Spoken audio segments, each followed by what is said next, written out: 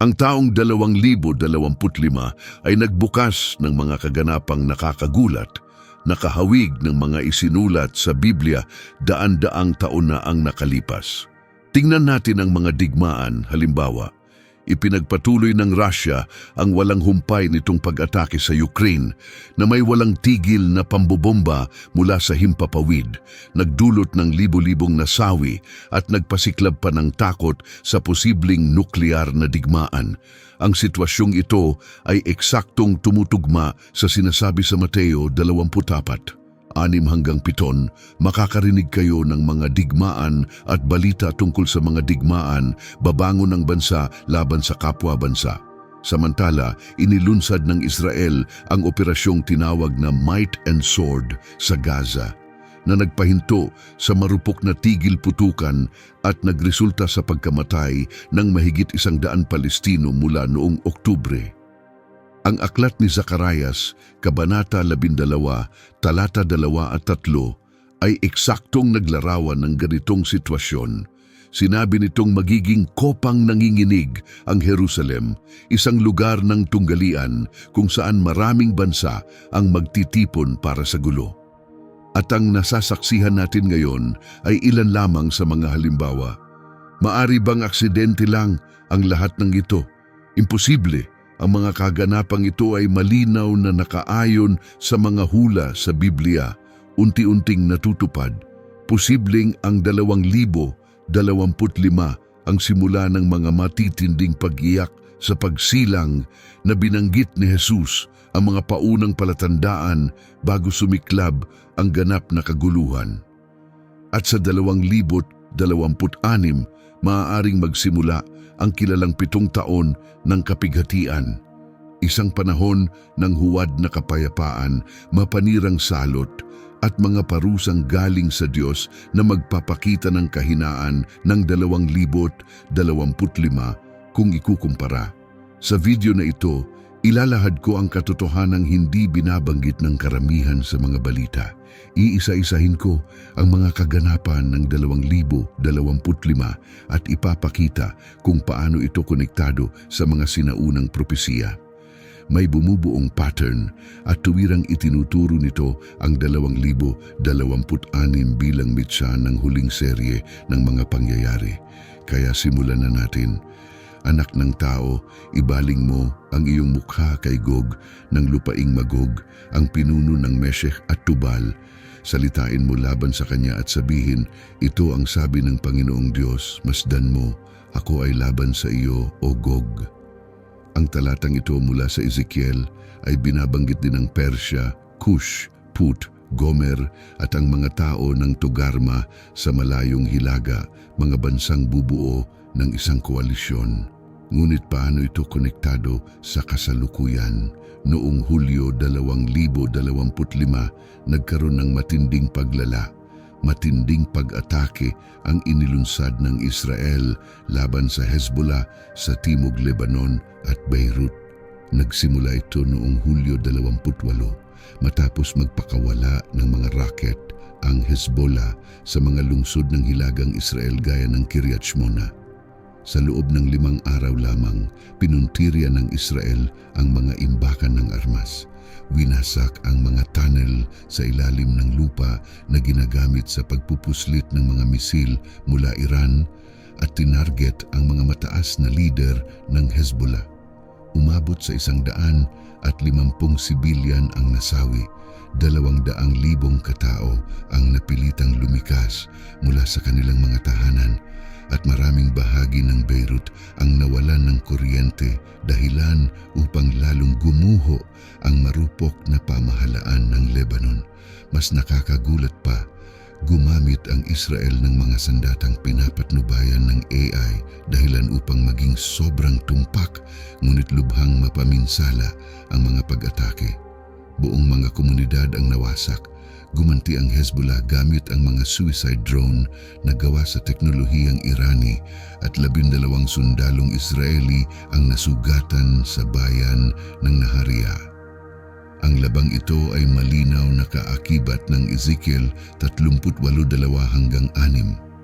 Binabanggit ng propesiya ang isang malaking pagsalakay laban sa Israel sa pangunguna ni Gog mula sa Magog, kasama ang mga kakamping gaya ng Persya na ngayon ay Iran at iba pang rehiyon sa Afrika at sa Hilaga, kabilang ang Syria at Lebanon. Sa aktwal na digmaan ngayon, ang Hezbollah na sinusuportahan ng Iran ay lumalaban mula Lebanon, Hilaga lamang ng Israel. Ang alyansang ito ay umaangkop sa propesiya. Isinulat ni Ezekiel na maraming bansa ang magtutulungan laban sa Israel at ang mga nangyari noong 2025 ay tila simula pa lamang ng pangitahing ito. Ito ay parang paghahanda para sa isang mas malawak na digmaan sa 2026 kung saan maaaring kumilos ang mga puwersa mula sa Hilaga at Silangan para sa isang matinding labanan. Ngayon, lumipat tayo sa pahayag 6, talata 5 hanggang 6 na nagsasabing, "Tumingin ako at naroon ang isang kabayong itim. Ang nakasakay dito ay may dalang timbangan sa kanyang kamay, isang takal ng trigo kapalit ng isang denaryo." Noong Abril 2025, pumasok na sa 3 taon ang malupit na digmaang sibil sa Sudan na naging pinakamatinding krisis pantao sa buong mundo. Ang labanan sa pagitan ng militar ng Sudan at ng Rapid Support Forces ay nagwasak ng mga lungsod gaya ng Khartoum at Sennar. Ayon sa United Nations, mahigit 150,000 sibilyan ang namatay. Higit sa 10 milyong katao ang napilitang lumikas mula sa kanilang mga tahanan. Laganap ang gutom. Sa Khartoum, tumaas ang presyo ng trigo ng 300% at sa mga lokal na pamilihan, ang isang piraso ng tinapay ay katumbas ng kinikita ng isang tao sa isang araw. Sinilaban ang mga bukirin sa Darfur at hinadlangan ang mga konvoy ng ayuda. Dahil dito, 25 milyong Sudanese ang halos wala ng makain. Araw-araw, may mga batang namamatay sa gutom.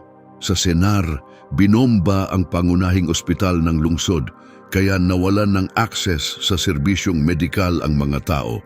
Sa mga lumabas na video, makikitang kumakain na ng damo ang mga desperadong sibilyan para mabuhay. Ang madilim na katotohanan ito ay tumutugma sa bisyon ng manggangabayo sa kabayong itim, sumasagisag sa matinding taggutom at kahirapang pang-ekonomiya. Inilalarawan sa Biblia ang mundong kung saan ang isang takal ng trigo para sa isang pagkain ay katumbas ng isang araw na sahod, isang larawan ng matinding kakapusan at gutom. Ang paghihirap ng Sudan ay tila aktual na anyo ng propesiyang ito. Halos imposibleng makakuha ng pagkain, napakataas ng mga presyo, milyon-milyon ang nagugutom, gaya ng sinabi ng kabayong itim. Ang digmaan ay nagsanhi ng gutom at kalungkutan at ito ang maaaring maging daan para sa mas nakakatakot pang mga pandaigdigang trahedya sa taong 2026. Sinulat ni Pablo, "Sa mga huling araw, darating ang mapanganib na panahon. Ang mga tao'y magiging makasarili, magiging sakim sila, mayabang, palalo at suwail sa magulang. Hindi sila marunong magpasalamat o gumalang. Mawawalan sila ng malasakit, hindi marunong magpatawad, maninirang puri, mawawalan ng pagpipigil sa sarili, magiging marahas at kamumuhian ang kabutihan." Ang mga huling araw ay inilalarawan bilang panahon bago bumalik si Kristo, kung kailan bumagsak ang moralidad at namuhay ang mga tao na walang pakialam sa kapwa, abala lamang sa sarili at kasamaan. Inilalarawan ng Biblia ang isang mundong puno ng mga taong walang puso, makasarili at tumatalikod sa Diyos habang nagkakalat ng kasamaan. Hindi lang ito ideya, nangyayari na ito ngayon. Noong 2025, lumala ang digmaang sibil sa Myanmar at naging ganap na trahedya. Nagsimula ang labanan sa isang kudeta ng militar noong 2021, pero ngayong taon sumiklab ito ng mas matindi. Ang naghaharing rehimeng militar na dating may buong kontrol ay may hawak na lamang ng 20% ng bansa.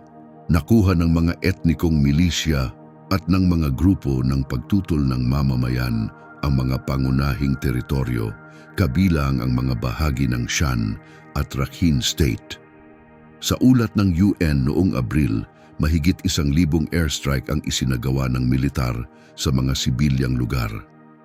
Gumamit sila ng mga bombang pampasunog para sirain ang mga ospital at paaralan.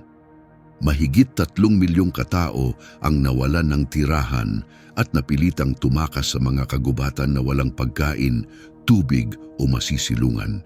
Ang pinakamalulupit na ulat ay nagsasakdal sa militar ng paggamit ng pagpapahirap bilang kasangkapan ng takot. Sa mga lihim na kulungan, gumagamit sila ng kuryente at maramihang pananakit laban sa mga bilanggo. May mga batang sundalo na pinapatay sa harap ng publiko matapos piliting lumaban ng mga grupong rebelde. Ito ay isang malinaw at nakakatakot na halimbawa ng propesya. Hayagang ipinapakita ang madilim na bahagi ng sangkatauhan, karahasan, pagtataksil, pagbagsak ng mga pamilya at moralidad. Ang pagbagsak ng Myanmar sa kaguluhan, kalupitan at pagkabulok ng moralidad ay eksaktong refleksyon ng babala ni Pablo, isang mundong lumulubog sa kasamaan habang papalapit ang mga huling araw. Noong Pebrero, isang partikular na nakakagimbal na insidente ang lumabas. Kumalat sa internet ang mga bidyong nagpapakita ng mga sundalo ng hunta sa Myanmar na nagpapaputok sa mga inosenteng sibilyan sa isang mataong pamilihan sa Mandalay. Habang pinapaputukan ng mga tao, sumisigaw sila ng mga kabastusan habang nagtatawanan, isang nakakatakot na larawan ng kalupitan. Itinanggi ng rehimeng militar ang pangyayari pero kinumpirma ito ng mga nakasaksi. Ang ganitong kabangisan, ang kawalan ng pagpapahalaga sa buhay ng tao at ang pagtakwil sa mga espiritual na halaga sa isang bansang kilala noon sa pamana ng Budismo kung saan maging ang mga templo ay ginagawang kampo militar, ay larawan ng panahon na inilarawan ni Pablo. Isang panahon kung kailan ang mga tao'y nawalan ng puso, sabik sa kapangyarihan at kaaway ng anumang mabuti. Ang nasaksihan natin sa Myanmar noong 2025 ay higit pa sa isang lokal na krisis. Ito ay nakakakilabot na katuparan ng kasulatan, isang sulyap sa pagbagsak ng moralidad na kumakalat sa buong mundo. At kung magpapatuloy ang pattern na ito, maaaring ihulog ng 2026 ang mundo sa mas madidilim pang araw. Tinutupad ang mga sinaunang propesiya ng may nakakakilabot na katumpakan. Ang propetang si Joel sa Kabanata 2:30 ay naglarawan ng mga hindi mapag-aalinlangang tanda bago dumating ang araw ng Panginoon. Hindi ito simbolo, ito'y mga banal na babala, pagbubuhos ng dugo, naglalagablab na apoy at mga haliging usok na tumatayo sa langit. Ang mga tandang ito ay para gisingin tayo bago dumating ang paghuhukom, parang countdown na mula sa langit. At nakakagulat, sa parehong lugar na winasak ng digmaan sa Myanmar, tila ang kalikasan mismo ay sumisigaw. Noong Marso 28, 2025, eksaktong alas 9:43 ng umaga lokal na oras, isang malakas na lindol ang tumama malapit sa Mandalay. Umabot ito sa magnitude 7.7. Sinira ang kalupaan at winasak ang mga sinaunang gusali. Mahigit 4,500 katao ang namatay sa loob lamang ng ilang minuto. Umabot sa $12 bilyon ang pinsala, kaya naging ito ang ikalawang pinakamasaklap na sakuna ng buong taon. Ngunit simula pa lamang ito ng trahedya. Nagkaroon ng sunog sa maraming lugar. Ang mga nasirang linya ng kuryente ay nagpasiklab sa mga bahay na yari sa kahoy at ang maitim na usok ay bumalot sa kalangitan na tila isang madilim na kurtina na tumagal ng ilang araw. Ang pangunahing pamilihan ng Mandalay ay naging abo at ang mga kalapit na baryo ay nilamon ng apoy. Napilitan ang mga residente na tumakas habang nasusunog ang lahat ng kanilang pag-aari. Nakakabigla ang bilang, mahigit 30,000 tahanan ang nawala, karamihan ay pag-aari ng mga pamilyang dati nang lumikas dahil sa digmaan. Nahuli sila sa isang bangungot, tumakas mula sa kaguluhan ng tao at sa galit ng kalikasan. Ang kakilakilabot na pangyayaring ito ay eksaktong tugma sa propesiya ni Joel. Mga lindol na pumupunit sa lupa, apoy na nilalamon ng lahat at mga usok na tumatakip sa langit. Sa Myanmar, ang lahat ng tandang ito ay nagkatotoo noong 2025. Parang isinasabuhay na bersyon ng bisyon ni Joel. Ipinapakita nito na ang mga babala sa Biblia ay hindi malalayong konsepto. Nangyayari na ang mga ito at hayagang makikita ng lahat. At kung ganito kalaking pagkawasak ang pwedeng mangyari sa isang lugar sa loob lamang ng isang taon, maituturing na babala ito. Ano pa kaya ang pwedeng mangyari sa 2026? Binalaan tayo ni Joel tungkol sa mas matitinding palatandaan upang ihanda ang mundo. Maaaring mas malapit na tayo kaysa sa inaakala natin. Hinipan ng unang anghel ang kanyang trumpeta at may yelo at apoy na halo sa dugo na ibinagsak sa lupa. Nasunog ang 3 bahagi ng lupa. Galing iyan sa Pahayag 8, talata 7, kung saan maging ang kalangitan ay naging pinagmumulan ng kapahamakan. Bumagsak ang apoy, nasunog ang kalupaan, at lahat ng berde ay naging abo. Hindi ito tulang masining, ito ay paghuhukom, hilaw at naglalagablab. At noong Enero 2025, isang nakakakilabot na pangyayari sa Los Angeles ang tila sumasalamin sa mismong mga salitang iyon.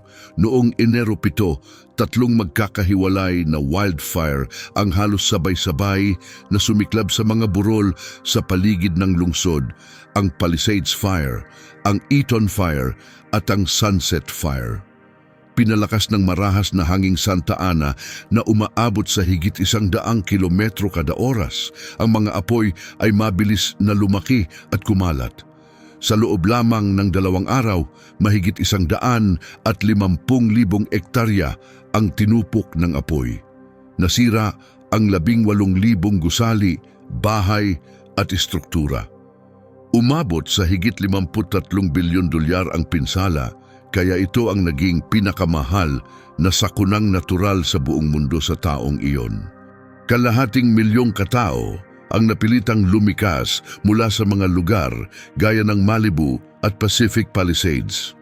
Nanatiling madilim ang kalangitan sa ibabaw ng Los Angeles sa loob ng ilang linggo at bumagsak ang abo na parang kulay abong niyebe sa buong rehiyon. Natagpuan ng mga bumbero ang mga natunaw na sasakyan sa kalsada na ang bakal ay tumutulo sa semento. Sa ilang lugar, nagkaroon pa ng mga firestorm, apoy na napakatindi kaya't nakabuo ito ng sariling panahon na may mga apoy na umabot sa higit 30 metro ang taas. Bagaman walang literal na yelo ang bumagsak, ang mga kidlat na kasama ng malalakas na hangin ay nagpasiklab pa ng mas maraming sunog. Sa gabi, ang kulay dugong ningning ng langit ay nagpatunay sa marami na parang ito na ang katapusan ng mundo.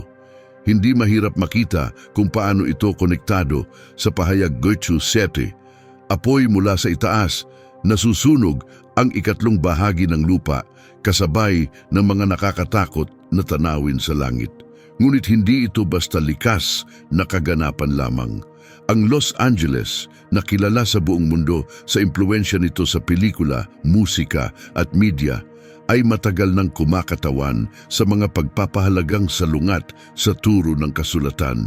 Ipinagdiwang nito ang karahasan, pinalaganap ang pita sa laman, itinaas ang kayamanan at kasikatan sa lahat ng bagay at hayagang nilapastangan ng Diyos sa sining, libangan at politika.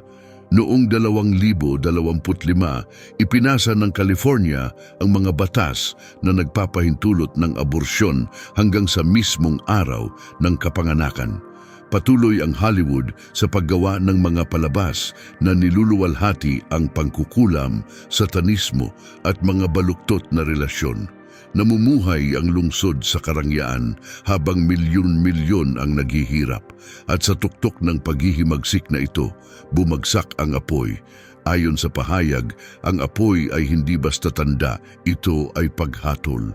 At dito, sinunog nito ang ikatlong bahagi ng pinakamayayamang lugar sa lungsod. Hindi ito kapalit ng isang pagkakamali, kundi tugon sa mga dekadang pagtanggi sa katotohanan mula sa Diyos. Kaya maaaring ang nasunog noong Enero 2025 ay hindi lamang mga puno at gusali. Maaaring iyon ang tunog ng unang trumpeta, isang malinaw na babala na hindi binabaliwala ng Diyos ang paghihimagsik. At kung simula pa lang iyon, maaaring dalhin ng 2026 ang susunod na mga pagtunog ng trumpeta, na may mga kaparusahang mas matindi at hindi kayang pigilan ng tao. Ngayon, tingnan natin ang Lucas 21:25. Magkakaroon ng mga tanda sa araw, buwan at mga bituin at sa lupa'y matinding pagdurusa at kalituhan sa mga bansa habang ang dagat at ang mga alon ay umuungol. Hindi ito karaniwang mga kaganapang pangkalikasan. Ito'y mga babalang isinulat sa langit. Binalaan ni Jesus ang panahon kung kailan uungal ang dagat na parang mabangis na hayop at ang mga bansa ay mababalot ng takot habang ang tubig ay tumataas na tila sasakupin ng lupa. Iyon mismo ang nangyari noong Cyclone Alfred noong Marso 2025. Ang dambuhalang bagyong ito, isang Category 4 hurricane, ay tumama sa silangang baybayin ng Australia noong Marso 12, dala ang hangin na umabot sa 220 kilometro kada oras at isang 8 metrong alon. Sa lungsod ng Cairns, nilamon ng dagat ang buong mga komunidad. Sa Townsville, naging malalalim na ilog ang mga lansangan, ang iba ay umabot sa 3 metro ang lalim. Sa loob lamang ng 2 araw, higit sa 180,000 katao ang napilitang lumikas mula sa kanilang mga tahanan at mahigit 1,200 bahay ang lumubog sa Queensland pa lamang. Bumigay ang Burdekin River, bumasag sa mga dike nito at binaha ang mga sakahan. Nasira rin nito ang Bruce Highway, ang nag-iisang pangunahing kalsada na nag-uugnay sa Brisbane at Cairns. Samantala, sa New South Wales, naranasan ng lungsod ng Sydney ang pinakamalalang pagbaha sa loob ng kalahating siglo. Umabot sa higit 13 metro ang pag-apaw ng Hawkesbury River at tinangay nito ang mga alagang hayop at sasakyan. Matapos ang sakuna, may mga nakakita pa ng mga buwaya na lumalangoy sa mga binahang kalsada ng Cairns, dahan-dahang gumagalaw sa gitna ng mga lumulutang na labi. Napakalakas ng tunog ng dagat, parang tuloy-tuloy na kulog habang binabangga ng alon ang mga gusali. Eksaktong ito ang inilarawan sa Lucas 21:25. Ang pag-ungol ng dagat at mga alon. Totoo ang ugong na iyon at ang takot ng mga bansa ay nangyari sa harap ng buong mundo. Idineklara ng Australia ang isang pambansang emerhensiya. Humingi ito ng tulong sa New Zealand at Estados Unidos. Ang makitang nahihirapan ng isang mayaman at maunlad na bansa na makaligtas sa ganitong kaguluhan ay ikinagulat ng marami sa buong mundo. Hindi ito basta bagyo lamang, ito ay kasulatan na nabubuhay. Umungal ang dagat, winasak ng mga alon ang mga baybayin at naramdaman ng sangkatauhan ang bigat nito. Kung ito ang nangyari noong 2025, ano pa kaya ang maaaring maganap sa 2026? Gaya ng babala ni Jesus, maaaring marinig sa iba pang mga lupain ang ugong ng dagat bago ang kanyang pagbabalik. Ngayon, Balikan natin ang sinabi ni Jesus sa Mateo 24:6-7, makakarinig kayo ng mga digmaan at mga balita ng digmaan. Babangon ang bansa laban sa kapwa bansa at ang kaharian laban sa kaharian. 2,000 taon na ang nakalilipas, hinulaan na niya ang isang panahon na mawawala ang kapayapaan at sasakupin ng digmaan ng mundo. At ngayon, nabubuhay tayo sa panahong iyon. Hindi simboliko ang propesyang ito, isa itong paggising. At ang tawag na ito ay malinaw na naririnig sa Ukraine nitong Oktubre 2025. Ipinagpapatuloy ng Russia ang malupit nitong kampanya militar ng walang tigil. Sa loob lamang ng 7 araw, nagsagawa ang militar ng Russia ng 84 na magkakahiwalay na airstrike. Nagpakawala ng 173 precision-guided bombs at nagpalipad ng mahigit 6,300 Shahed drones sa himpapawid ng Ukraine. Pinakamatinding tinamaan ang mga lungsod ng Kyiv, Kharkiv at Chernihiv. Sumabog ang mga gusali ng apartment sa kalagitnaan ng gabi habang natutulog ang mga pamilya sa loob. Dahil dito, 12,000 tahanan ang nawalan ng kuryente. Hindi mabilang ang mga taong naipit sa ilalim ng gumuhong mga gusali. Patuloy ang paglaban ng Ukraine pero hindi matatawaran ang bilang ng mga namatay. Mula nang magsimula ang pagsalakay, higit sa 46,000 sundalong Ukrainian na ang namatay at 380,000 sugatan. Mahigit 10,000 tangke at sasakyang pandigma ang nawasak. Ngunit ang pinakanakakatakot para sa buong mundo ay hindi ang mga bomba, kundi ang banta ng digmaang nuklear. Noong Oktubre 13, 2025, naglabas ng nakakatakot na pahayag si Dmitry Medvedev, isa sa pinakamataas na pinuno ng Russia. Sinabi niyang kung magpapadala ang US ng mga Tomahawk missiles sa Ukraine, ituturing iyon ng Russia bilang sandatang nuklear at gaganti rin sila sa paraang katulad nito. Sa parehong panahon, tinanggihan ni Vladimir Putin ang panukala ng kapayapaan mula kay dating Pangulong Donald Trump at iniutos na i-deploy ang mga Oreshnik missile sa Belarus na may planong gamitin bago matapos ang taon. Hindi na ito basta issue ng politika. Ito ay propesiya na kumikilos. Sinabi ni Jesus na makakarinig tayo ng mga digmaan at ngayon, araw-araw, ang mga pagsabog. Binalaan niya tayo tungkol sa mga balita ng digmaan at ngayon, pigil hininga ang buong mundo sa takot sa isang pagsabog ng nuklear. Inihula niya ang bansa laban sa bansa at pinatutunayan ng agresyon ng Rusya ang kanyang mga salita. Ang nasasaksihan natin sa 2025 ay simula pa lamang. Maaring ang taong 2026 ang maging punto ng pagsabog ng lahat. Hindi nagsisinungaling ang kasulatan. Saksi ka sa katuparan nito sa harap ng iyong mga mata. Ipinakita rin ng Zacarias 12:2 hanggang 3 ang isang makapangyarihang larawan. Gagawin kong kopang nanginginig ang Jerusalem sa lahat ng nakapaligid na mga bayan. Magiging isang mabigat na bato sa lahat ng mga bansa. Ibig sabihin, ang buong mundo ay mahahatak sa kaguluhan dahil sa Jerusalem. Ang lungsod ay magiging pinagmumulan ng tensyong pandaigdig na hindi kayang ayusin ng walang matinding kapalit. Ito ay propesiyang nagpapakita ng huling mga araw kung kailan hinahayaan ng Diyos na ang Jerusalem ang maging sentro ng kaguluhang pandaigdig. Hinihila ang lahat ng bansa sa isang labang hindi nila kayang mapagtagumpayan. At noong 2025, nagsimulang maganap ang propesiyang ito sa nagpapatuloy na labanan sa Gaza at Israel. Noong Marso, sinimulan ng Israel ang Operation Might and Sword, isang malawakang opensibang militar laban sa Hamas. Ang pag-ataking ito ay sumira sa marupok na tigil putukan na halos hindi na rin nagtagal mula noong Enero. Sa gabi ng Marso 18, binomba ng mga fighter jet ng Israel ang mga target ng Hamas sa Gaza City, Khan Yunis at Rafah. Ayon sa Ministry of Health ng Gaza, mahigit 400 Palestino ang napatay sa loob lamang ng ilang araw. Marami sa kanila ay kababaihan at mga bata. Ipinaliwanag ng Israel na layunin ng operasyon na pigilan ang Hamas sa paglulunsad ng panibagong serye ng mga pag-atake.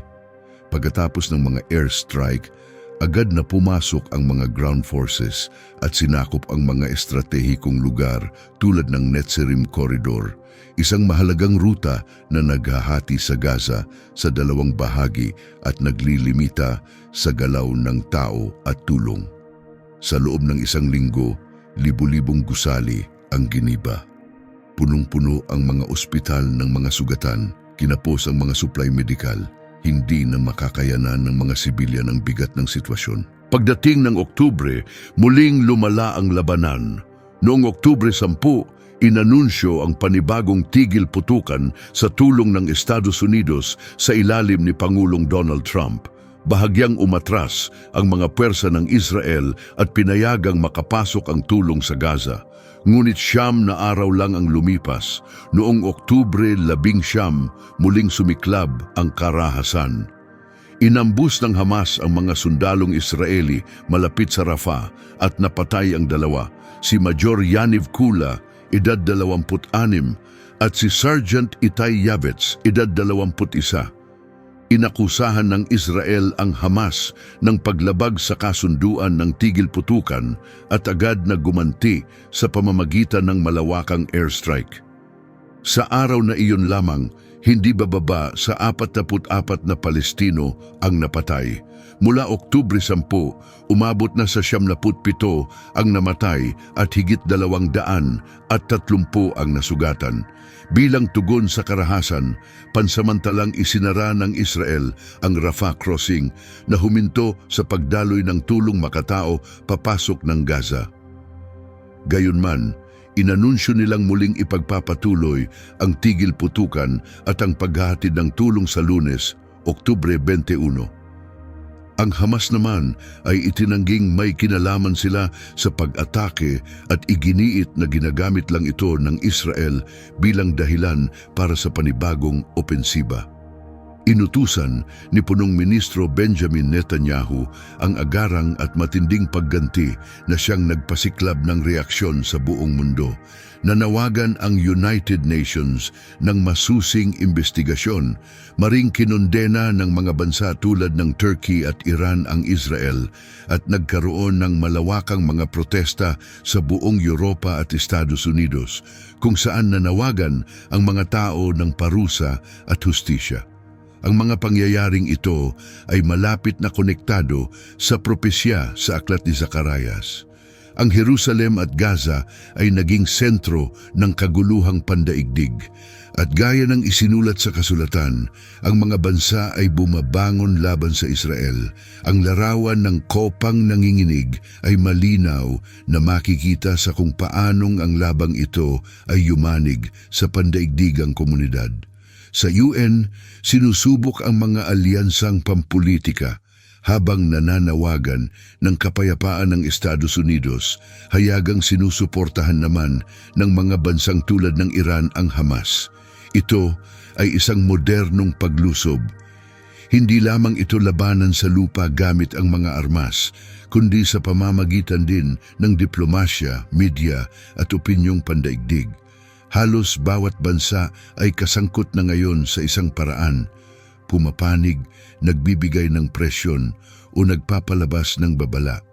Ang Jerusalem, ang mabigat na batong binanggit sa propesiya, isang pasan na walang sinumang kayang buhatin ng walang kapalit na pagdurusa.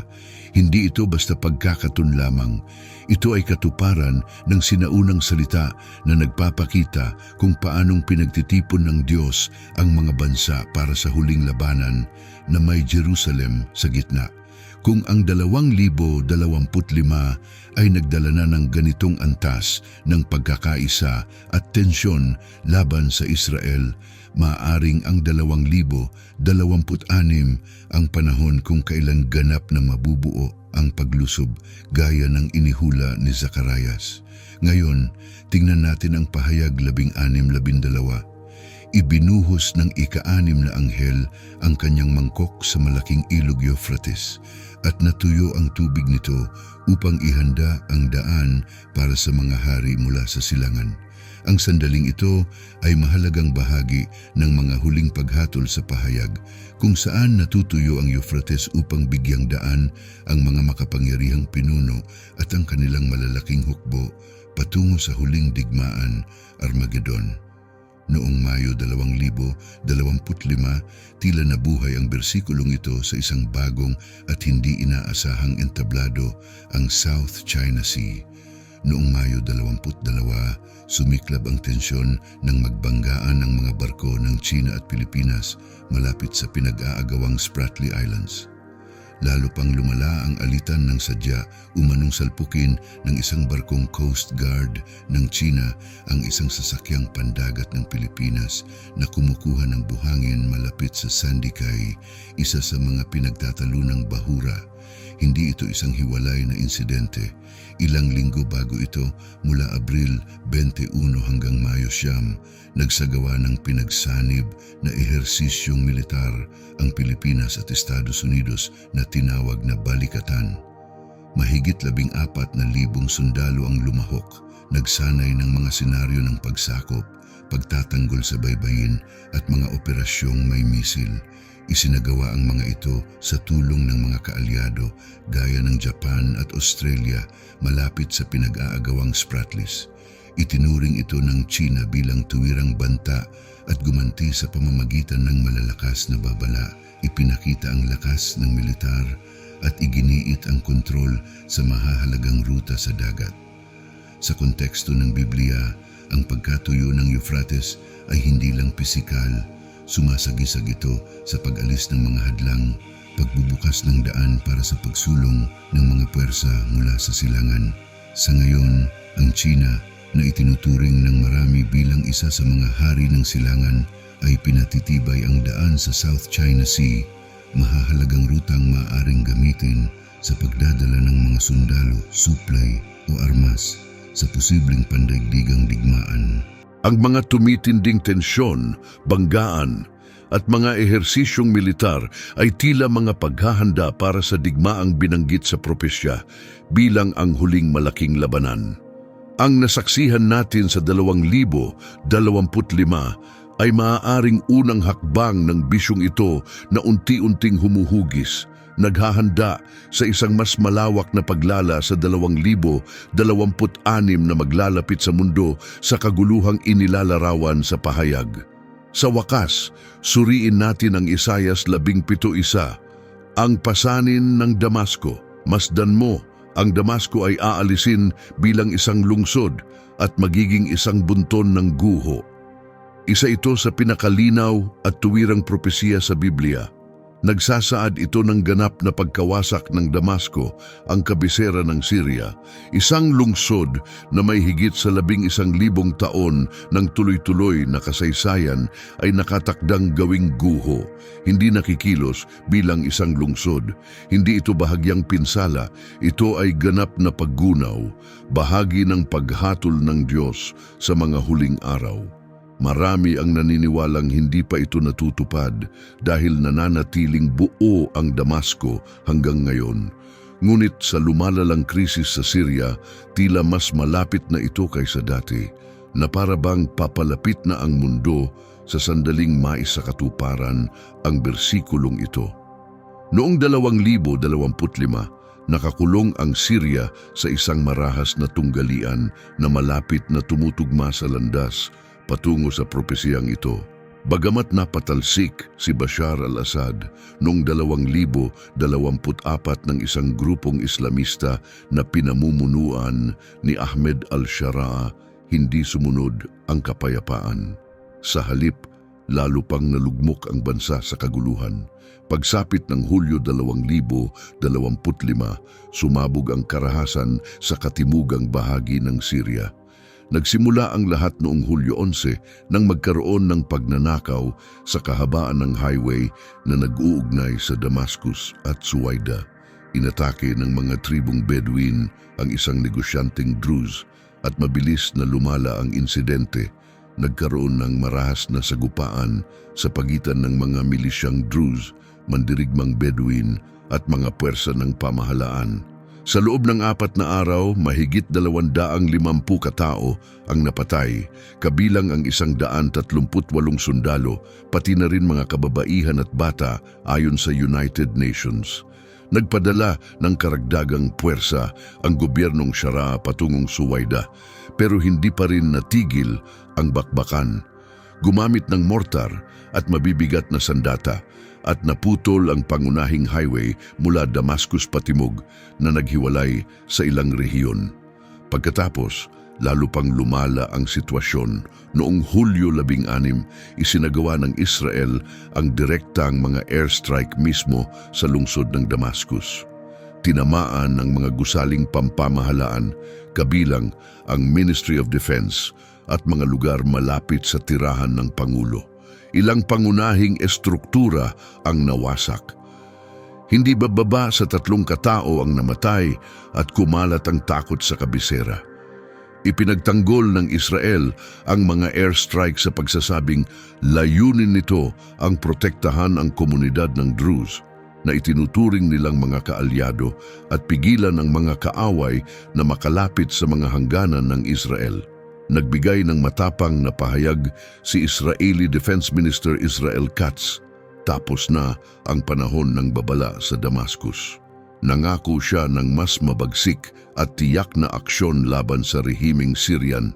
Ito ang pinakamapaminsalang airstrike sa kabisera mula nang bumagsak si Assad.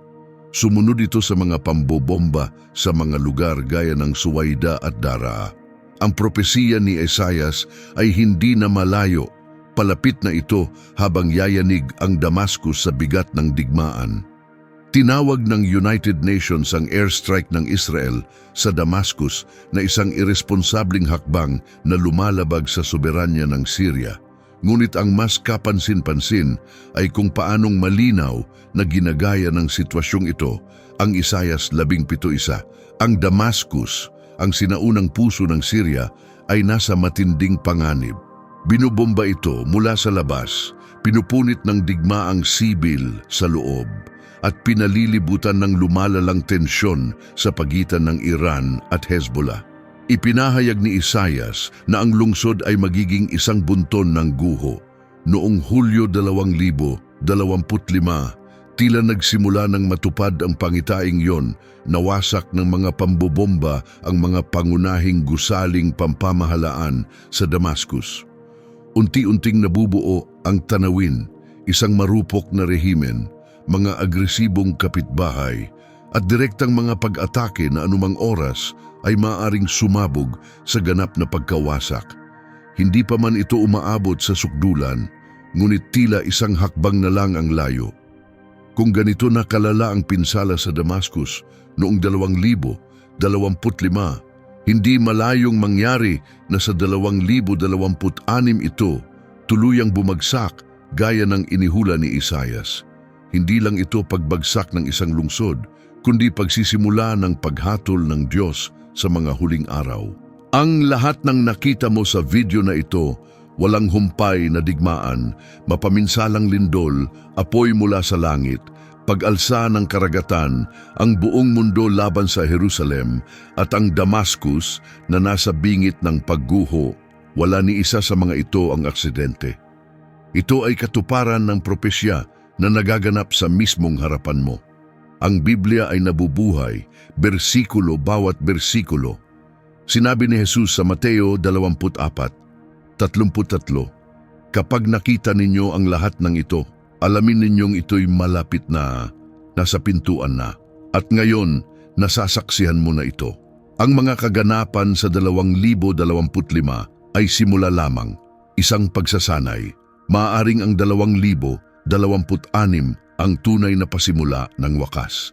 Maaring nasa gilid na tayo ng dakilang kapighatian, 7 taon ng pagsubok, paghatol, mga salot, pandaigdigang kontrol at ang pag-angat ng tanda ng halimaw. At maaring ang 2026 ang taong magsimula ang lahat ng ito. Bakit ngayon? Dahil ayon sa Biblia, may 6,000 taon mula sa paglikha kay Adan hanggang sa pagsisimula ng kaharian ni Kristo. 6 na araw ng paggawa bago ang 7 araw ng kapahingahan. Umabot ng humigit kumulang 4,000 taon mula kay Adan hanggang sa kapanganakan ni Jesus.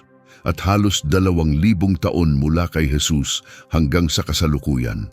Iyan ay nagtutulak sa atin sa 6,000 taon. Maraming timeline sa Biblia kabilang ang mga tradisyonal na kronolohiya ng mga Hebreo ang naglalagay ng pagtatapos ng 6,000 taong ito sa pagitan ng 2,025 at 2,023. Eksaktong kung saan nakapuwesto ang 2026 sa gitna ng takdang panahon. Dagdag pa rito, sinabi sa Daniel 27 na magsisimula ang tribulasyon sa isang huwad na kasunduang pangkapayapaan na tatagal ng 7 taon. At sa kasalukuyan, abala na ang mga pinuno ng mundo sa paghahanda para sa ganitong kasunduan. Kaya maaaring ang 2026 ang simula ng 7 pinakamatitinding taon sa buong kasaysayan. At ikaw ay buhay upang masaksihan ito. Huwag kang maghintay pa. I-like at mag-subscribe. Ang iyong suporta ang tutulong upang maikalat ang babalang ito sa iba bago mahuli ang lahat. Ialay mo ang iyong puso sa Diyos. Humingi ka ng kapatawaran. Tanggapin mo si Hesukristo bilang iyong tagapagligtas. Siya lamang ang daan patungo sa buhay na walang hanggan. Ibahagi ang video na ito sa isang taong kailangang magising bago mahuli ang lahat. Ihanda mo ang iyong sarili sa Espiritu, magbasa ng Biblia araw-araw, manalangin ng walang patid, mamuhay ng may layunin. Kung nakarating ka sa bahaging ito, mag-iwan ka ng komento, "Ang pananampalataya ko ay kay Kristo." Handa na ako para sa 2026. Pagpalain ka nawa ng Diyos ng sagana. Magkita tayo sa susunod na video. Amen.